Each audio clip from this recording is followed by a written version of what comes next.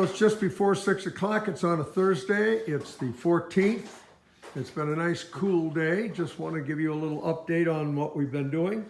As you can see, we've taken a lot of the spring purchases off the front part, and because the bushings were all bad, so we're redoing all the bushings and any parts on the suspension that's tough.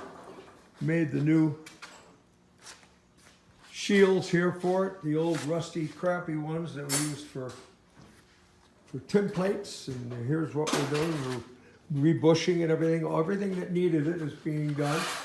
And say hello to Andreas. Hi everybody. Hello there, and hello for me. We did a little something here.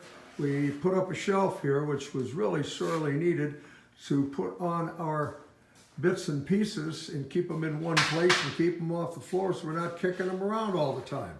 Anyway, everything's being worked on right now. John Maddox has picked up the two doors on the side of La Bestione number 8, the Beast of Turin. I've did the metal work on them, and he's now fitting up the final bits of wood and grinding and whatever he has to do to make them perfect.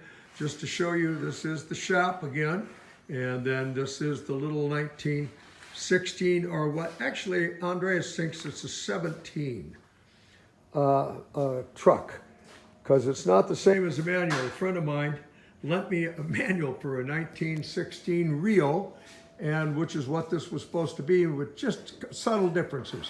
So anyhow, Andreas has been working like a little beaver, and he's been going through and putting everything apart and pulling it apart and then refixing it and finding out what's wrong and preparing it. These are all the bits and pieces for it.